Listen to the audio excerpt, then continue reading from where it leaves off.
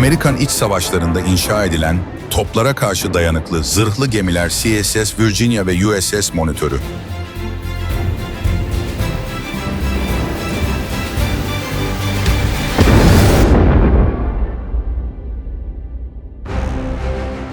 Amerika Birleşik Devletleri İç Savaşı sadece karada değil, denizlerde de devrimsel yeniliklere sahne olmuştur.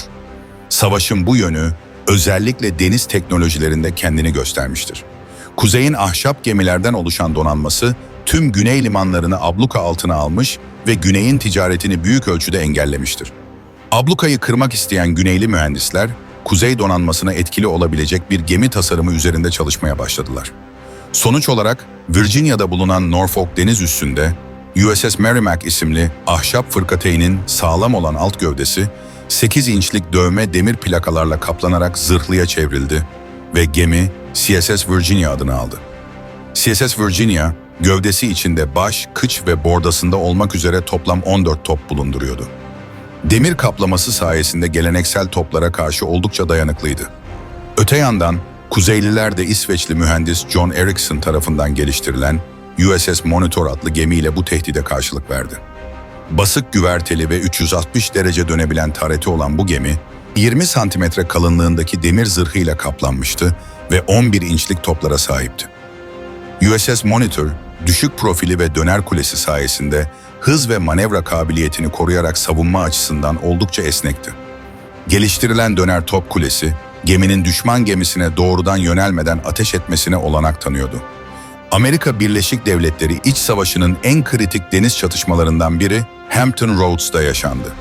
Chesapeake Körfezi'nden geçen stratejik bir geçit olan Hampton Roads, hem ticaretin devamı hem de askeri malzeme taşınması açısından büyük öneme sahipti. Bu nedenle Hampton Roads'daki çatışma yalnızca iki geminin savaşı değil, kuzey ve güneyin stratejik deniz kontrolü için verdiği büyük bir mücadeleydi. Çatışma her iki tarafında yeni geliştirdiği zırhlı gemilerin ilk kez karşı karşıya gelmesine sahne oldu. CSS Virginia, 8 Mart 1862 günü Hampton Roads limanındaki kuzey filosuna saldırarak büyük bir paniğe neden oldu. USS Cumberland ve USS Congress yelkenli fırkateynlerini batıran CSS Virginia, ardından buharlı fırkateyn olan USS Minnesota'yı savaş dışı bırakmayı başardı. Ertesi gün ise denizcilik tarihinin ilk zırhlı gemi çatışması gerçekleşecekti. USS Monitor'un bölgeye ulaşmasıyla 4 saat süren yoğun bir topçu düellosu başladı. Ancak her iki gemi de sahip oldukları zırhlar sayesinde ufak tefek hasarlar dışında birbirlerine zarar veremedi. Bu tarihi düello belirsiz bir sonuçla sona erdi. Ancak USS Monitor'un zamanında bölgeye gelmesi CSS Virginia'nın ablukayı kırmasını engelledi ve birlik kuvvetleri Hampton Roads üzerindeki abluka ve deniz kontrolünü sürdürmeye devam etti. CSS Virginia birkaç ay daha denizlerde kalsa da sonunda Norfolk'taki Konfederasyon kuvvetlerinin geri çekilmesiyle 11 Mayıs 1862'de mürettebatı tarafından batırıldı.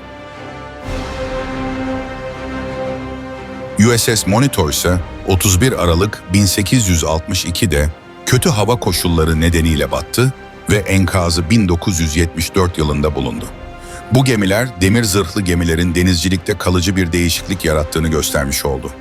Kuzeyliler bu orijinal tasarımın daha gelişmiş türleri olan ikiz taretli monitör tipi zırhlılardan savaşın sonuna kadar üretmeye devam ettiler. Hampton Roads çatışması Avrupa'da zırhlı gemilerin etkinliği konusundaki eleştirilere son vermekle kalmadı.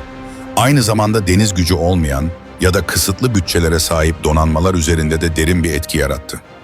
Kara ordusuna ağırlık veren ve kıyı savunmasını temel strateji olarak belirleyen Rusya İmparatorluğu da bu tasarımı benimseyerek kıyı savunmasına yönelik 10 adet tek taretli monitör tipi gemi siparişi verdi. Bu hamle Rusya'nın deniz stratejisinde yeni bir dönemin başlangıcını oluşturdu.